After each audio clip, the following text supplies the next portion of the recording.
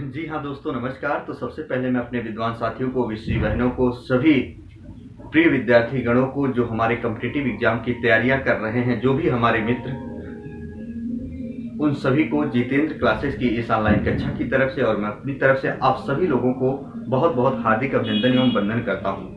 प्रिय विद्यार्थीगण, कुछ हमारी विषयी बहनें, विद्वान साथी कॉम्पिटिटिव एग्जाम की तैयारियां कर रहे होते हैं और जहां उनसे हिंदी ग्रामर का समस्त बिंदु पूछा जाता है, वो भी सिलेबस वाइज।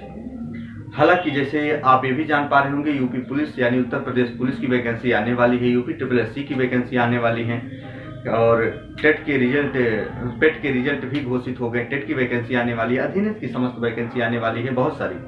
तो हिंदी व्याकरण आपसे वहां पूछा जाता है। तो जितेंद्र सर के साथ जुड़िए, कंसेप्ट को क्लियर करिए। कंसेप्ट यदि क्लियर हो गए विद्यार्थीगण, तो याद रखना हर बार बार पढ़ने की आवश्यकता नहीं होगी आपको। आज हम बात करेंगे कि जीव की स्थिति या जीव की क्रियाशीलता के आधार पर स्वरों को कितने भागों में डिवाइड किया गया है। तो विद्यार्थीगण, आइए आज उसी बिंदु पर बात करेंगे कि जीव की क्रियाशीलता के आधार पर स्वरों का जो वर्गीकरण किया गया है वो कितने भागों में बांटा गया है। 3 भागों में।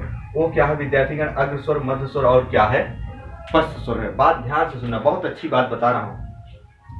याद रखना विद्यार्थीगण, जीव को ही अलिजीवा कहा जाता है और हमेशा आपसे पूछा जाता है कि हिंदी व्याकरण में काकल्य वर्णों की संख्या कितनी है, या पूछा जाता है काकल्य वर्ण किसे कहा जाता है। 4 ऑप्शन ऐसे देगा, काकल्य वर्ण किसे कहा जाता है। एक रहेगा है, एक रहेगा अ, ऐसे रहेगा, वो कुछ भी दे देगा। तो काकल्य वर्ण किसे कहा जाता है को। याद रखना, काकल्य वर्ण किसे कहा जाता है को। विद्यार्थीगण, जीव की क्रियाशीलता यानी अलिजीवा की स्थिति के आधार पर स्वरों को 3 भागों में बांटा जाता है। ये है क्या?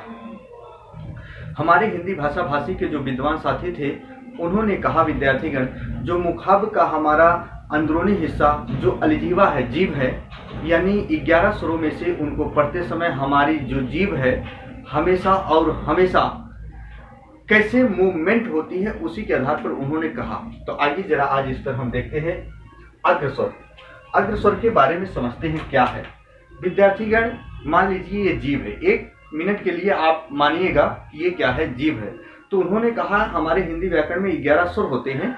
11 स्वरों में जिसको पढ़ते समय हमारा जीव का ना तो पिछला भाग ना तो मध्य भाग, सिर्फ और सिर्फ अगला भाग मूवमेंट हो, क्रियाशील हो, उसी को क्या कहा जाता है? अग्रस्वर।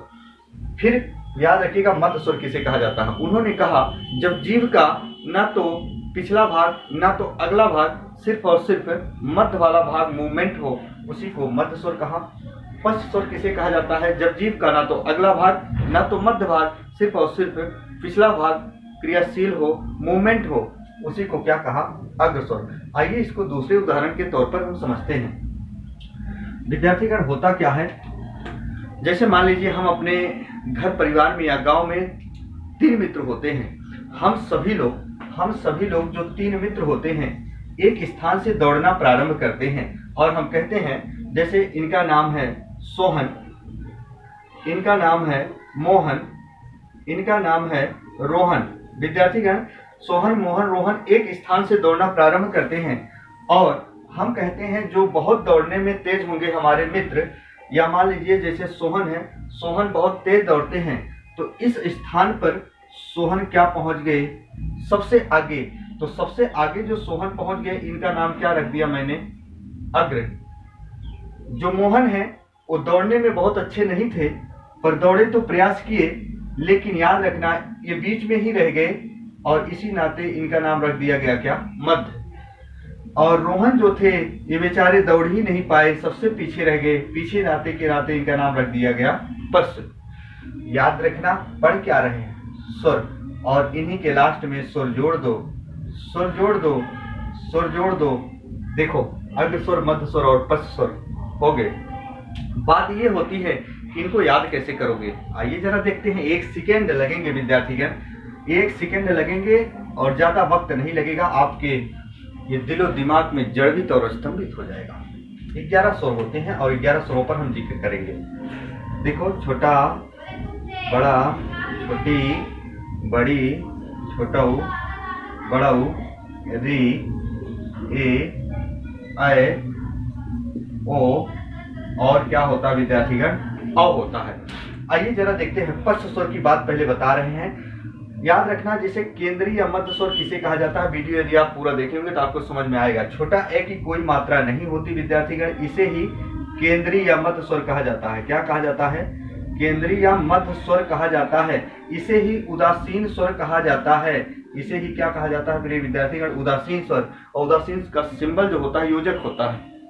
जी हाँ, छोटा ए की कोई मात्रा नहीं होती, तो इसे केंद्रीय या मध्य स्वर कहा जाता है। तो मध्य स्वर देखो 11 में से क्या होता है, छोटा ए को मध्य स्वर कहा जाता है, तो छोटा ए को मैंने यहाँ बैठा दिया।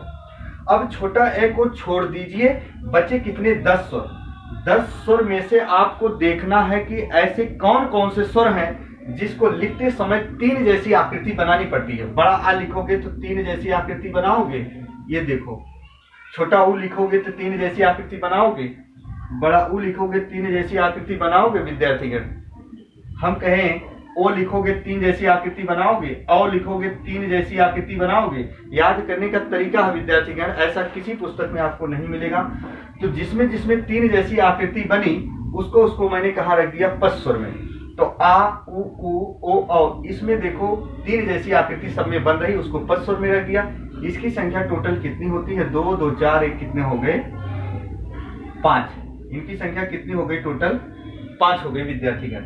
मध्य स्वर की संख्या कितनी होती? 1। अब जरा देखिए अग्र स्वर की संख्या 2 2 4 और कितने हो गए?